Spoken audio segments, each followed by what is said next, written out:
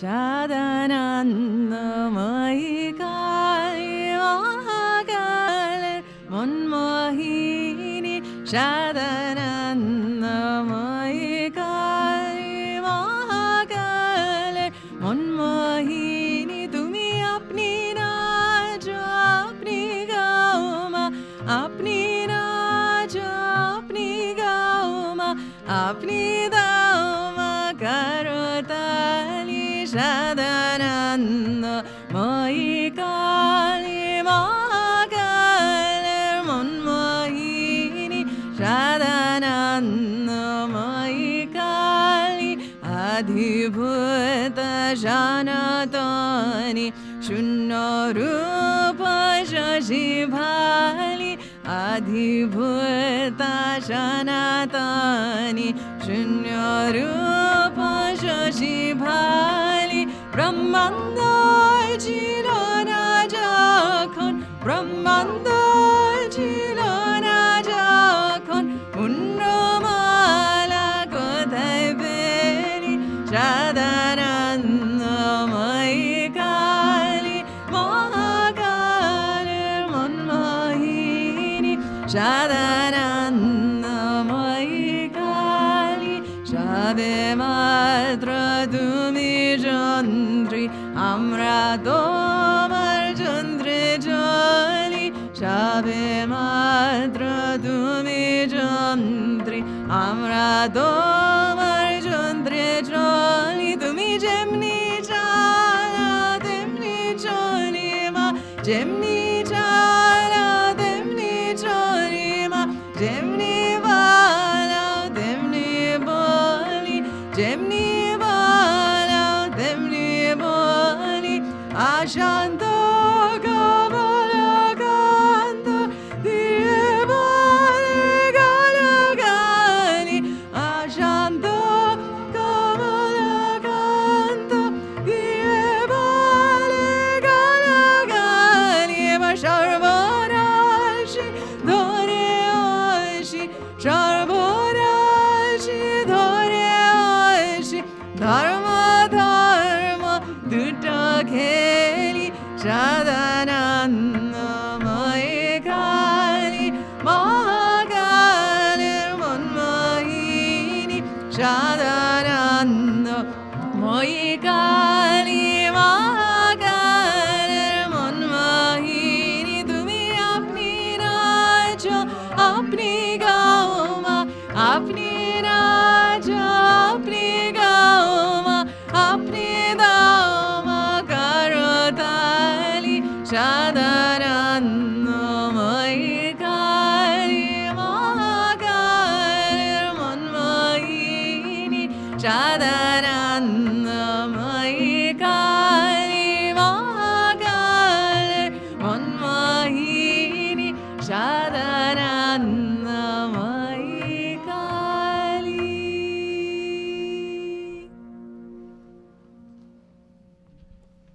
I'll say a few words on today's significance. It's one of those days when the world is not aware, it's oblivious, and it's obvious that we are not aware of what exactly happened when Holy Mother came to this earth. Her earthly, you can say, journey began when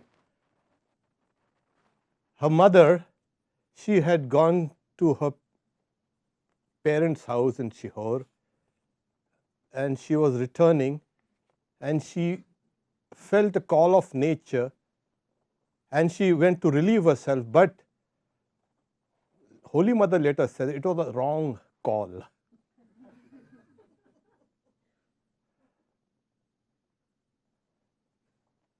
Shyamasundari felt air, she said, prana rushing into her, and she became unconscious. It fell down. And after a long time she revived. When she revived, she felt she was pregnant. And during that time, she saw a little girl, maybe a 5 or 6 year old, descending a bale tree, wearing beautiful garments and clothes, and she holds Shamasundari around her neck. Here I have come. The father sitting down there, he has a dream of a very beautiful girl with all ornaments, and he's saying, and they were very poor, and he's saying, oh, that's auspicious, that's Lakshmi, she's come. And so this was, as I say, a foretelling of events to come. And then both of them knew that this child who is going to be born is a divine child. And what exactly is divinity? Yes, we don't know. But we know one thing. We know what a mother is. And that is what divinity comes to make us think that this high-sounding divinity, so abstract, has become concrete in the form of a mother. And this is one of those two great things that has happened. Divinity is embodied now. For thousands of years, we have been trying to find out what is real in our lives. Forget the whole world. People hardly care about it.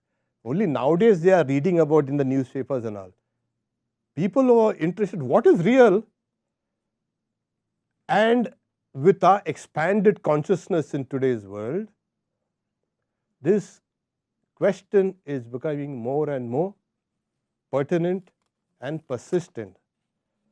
Swamiji says, I'll quote, "Great is the tenacity with which a person clings to the senses.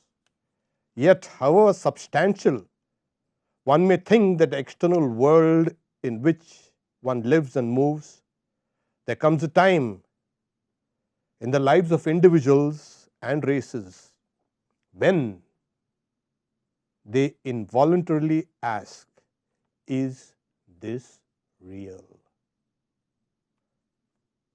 And the person who finds no time to ask this, even death comes, and then that person is forced to ask, is this real? Religion begins with this question and ends with its answer. What is real? And that has, like, we have been, where are we searching?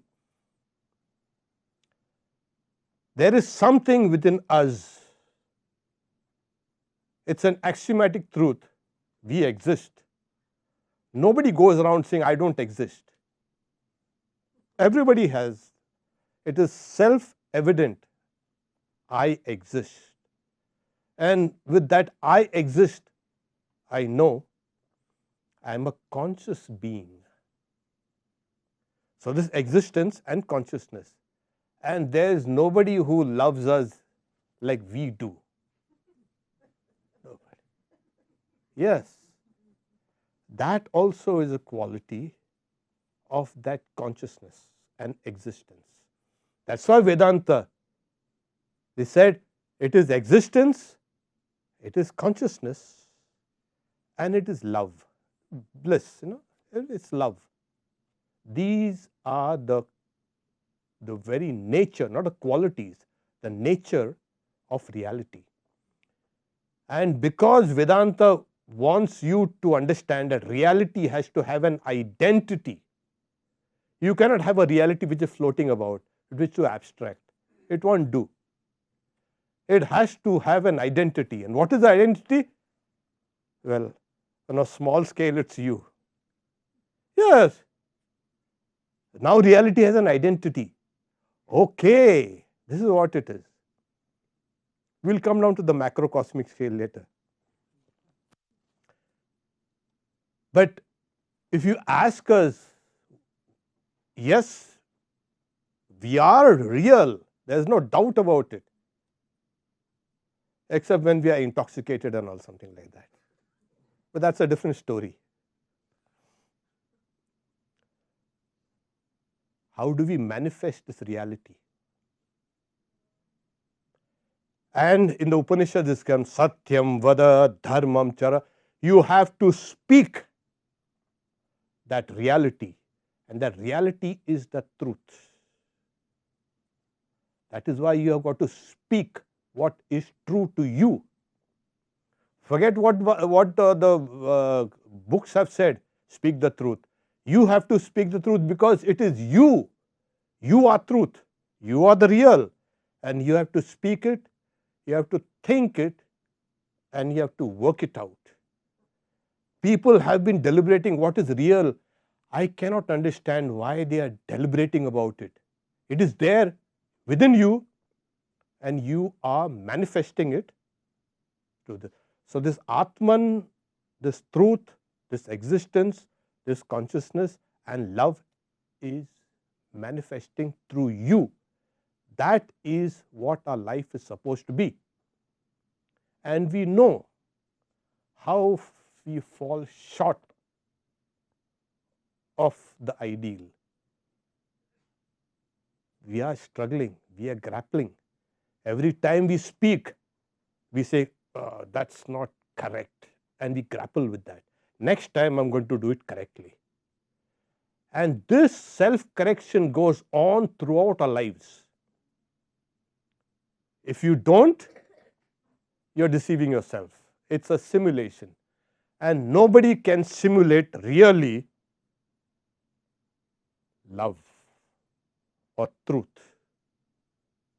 You might take people for a ride for a couple of days, but we intuitively detect what is true, what is real love, what are real words.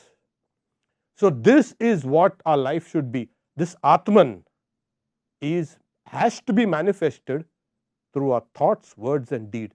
This was the great work of Swami Vivekananda. He's saying this abstract Vedanta has to be made concrete. And how do you concretize it? Through your life. This is how you manifest your reality. Now, where Holy Mother is concerned, we see in her life, she was true. She spoke, she worked, and she loved. And like no one else. This sets an ideal. When we want to, who else is there? Holy Mother is there. Now, Holy Mother, to understand Holy Mother, you have to understand Sri Ramakrishna. And to understand Sri Ramakrishna, of course, you have to understand Holy Mother. So their identity, I'll just read a few, you can say, quotations. One particular incident that strikes me. There was a disciple, Ashutosh Mitra. So he had printed some photographs from a negative. Mother had a lot of pictures. So he brought those printed pictures to her and says, and she takes that picture and she salutes it. Her own picture. And Ashu is trying to suppress his laughter. And she's very simple. She's looking at it. Then the disciple asks her, Mother, whose picture is that? Well, it is mine. And he bursts out laughing. Why are you making salutations to your own picture? And she also bursts out laughing.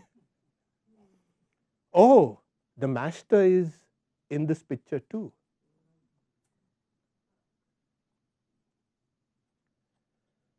So there are hundreds of instances where she clearly demonstrates that she and Sri Ramakrishna are one. So Swami Parameswarananda, she tells him, know for certain that the master and I are one. Don't see us separately. When Yogin Ma was kind of doubting her divinity and her renunciation, Sri Ramakrishna appeared to her and saying, don't doubt. He says, know that she and I are one. Another disciple asked, Mother, does the master accept the food that's offered? Do you see the master every day? Saying yes. And she says, does he eat whatever is offered? He's saying, are we separate? Yes, he comes and offers, he takes what is offered, and why do you think that we are separate? So this is, there are a few other incidents. So, to understand Holy Mother, like I said, you have to understand Sri Ramakrishna. Now, to understand Sri Ramakrishna is one of the most difficult things. Don't get fooled by that innocent looking. You don't know what you're getting into. You see, Sri Ramakrishna's picture, first he says it's a high state of yoga, but it has been described by Swami Saradananda when he says that he stood on the threshold between the absolute and the relative. He was commanded by the Divine Mother Kali, Bhava Mukhe Thak, stay in Bhava Mukha. What is the state of Bhava Mukha? In that state, the entirety of the known universe is identified with by Sri Ramakrishna. That is, he sees the entire universe first as subtle and then as gross, and he feels that this cosmic mind is my mind. See, like you identify with your mind, this is my mind, which of course you say is restless and all, but that's a different thing. Sri Ramakrishna identifies with the totality of all minds in the universe. And wherever there are minds, there are bodies. So he has identified himself with the entirety of the cosmic mind and the cosmic body. You know who identifies with the cosmic mind and cosmic body? God. No one else can. This is God. When he says this cosmic body is mine, only God can say that. That's why God is omniscient, omnipotent and all. This entirety of creation is his. He knows. And on the other side is God's absolute nature, where there is no name and form. There is no creation. So he stands on the threshold. It's like standing on the threshold between these two rooms. He's standing. So this picture is that he's standing on the threshold between these two realities. So the reality that you have been searching for is a part of that. Otherwise it couldn't be. What is real? I am real. After a few days we'll die, and then what happens to your reality? No. That's the reason why your reality has a higher dimension, and that dimension is Sri Ramakrishna. Now you know. Bring in Holy Mother who says, is Sri Ramakrishna and I different? No. Holy Mother is that Divine Mother, standing as it were on the threshold between the Nirguna Brahman, Brahman without qualities, and Saguna Brahman, Brahman qualities. That is why she says, beings everywhere are my children. She says, I am the mother of the virtuous and a mother of the wicked. Whenever you are in distress, think of yourself as a mother. I am your real mother, she says. Who can say that? Even the real mothers don't say to their daughters, I am your real mother. They want to get distant away from them. So this real mother says, everyone are my children. So there was a disciple, very interesting. So his name was Rash Bihari. He later became Swami Arupananda. So he says, I used to visit mother almost daily in the evening in her room. And Holy Mother would be lying down on her bed, in the village mud baked houses with a straw thatched roof and a thin, small oil lamp burning. Probably a window. Yeah, mother's house had a small window. So she used to lie down on the bed, and at times a maid servant used to rub medicated oil to ease her rheumatism. And the disciple used to sit down at the foot of the bed. Now imagine, in the dim light, mother's legs are being massaged with medicated oil by that. And she used to keep on talking various things. So she tells Raj Bihari, you know, whenever I think about my disciple, they appear or they write to me. About you, you had been thinking of the Divine Mother of the universe. That is why you have come here.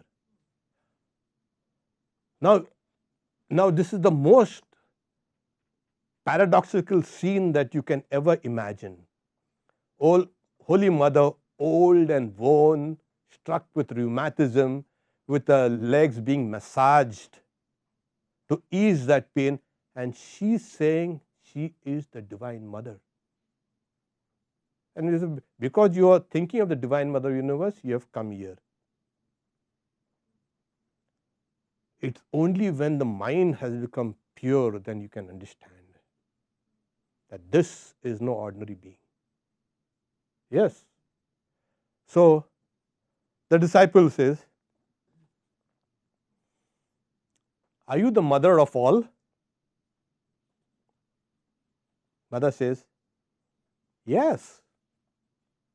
And just casually, yes. The disciple says, even of subhuman beings, birds and animals? Mother says, yes, of these also.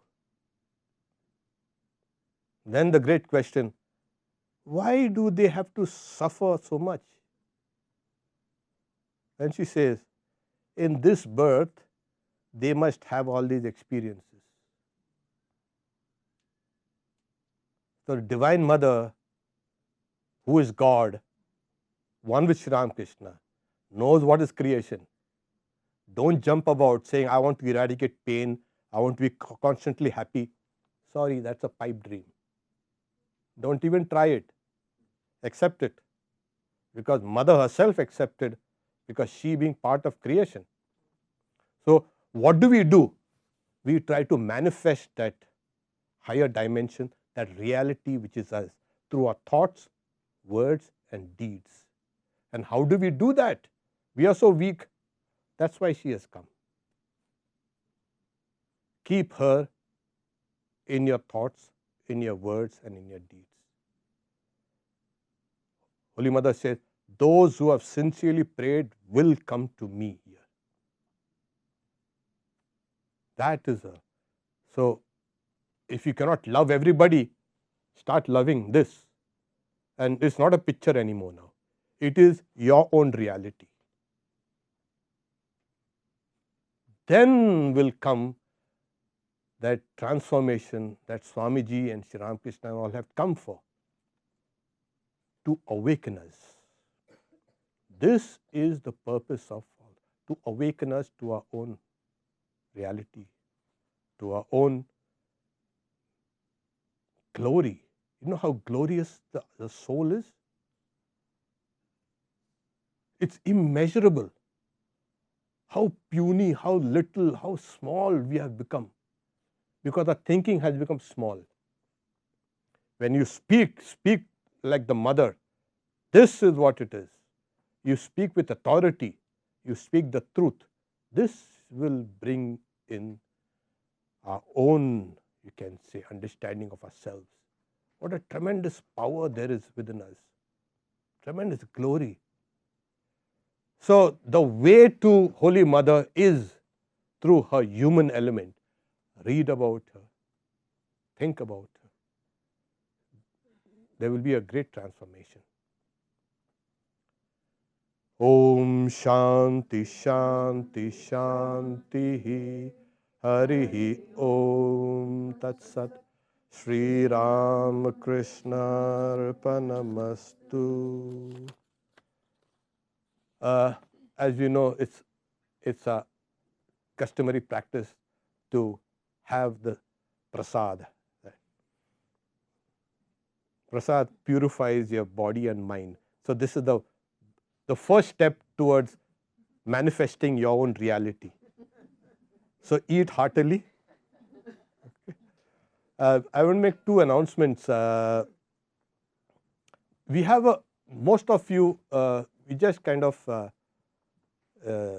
pass by the bookshop, and why don't you all go inside and see? We've got a nice selection of books. So read books on the Holy Mother, Sri Ramakrishna, Swamiji. Yes. So you could go out there, buy books.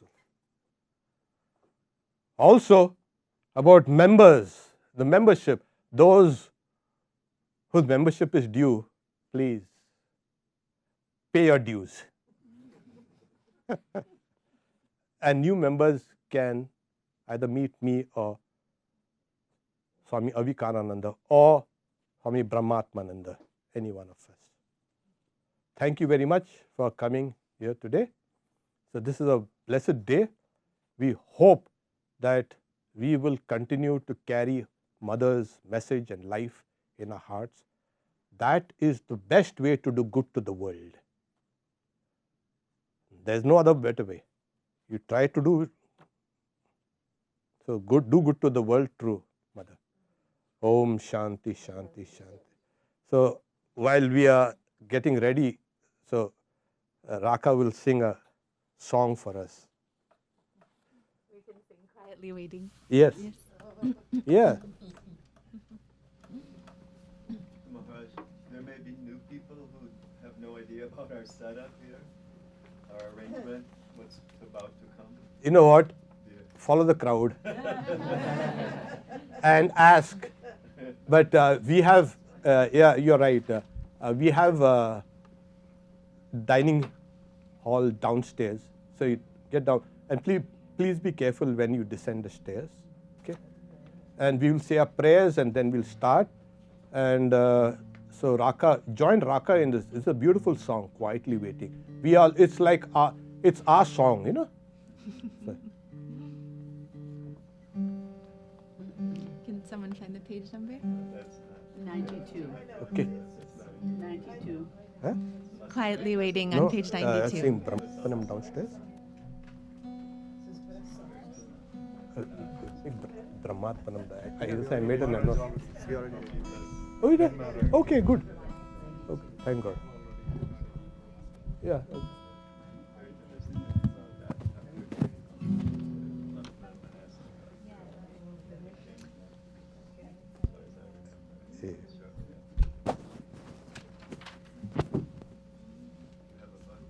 what page is it?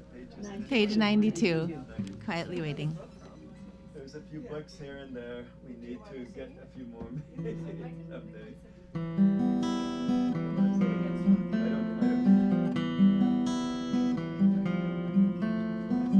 don't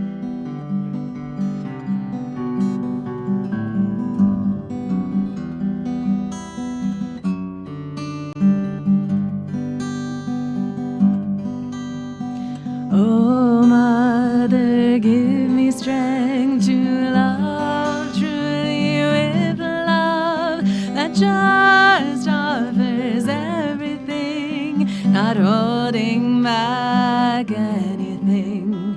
It's all about letting go and finding you, quietly waiting in the heart that has nothing, nothing but you.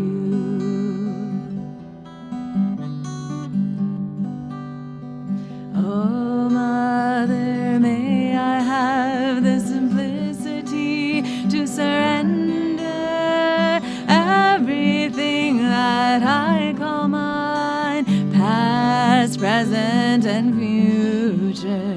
It's all about letting go and finding you, quietly waiting in the heart that has nothing, nothing but you.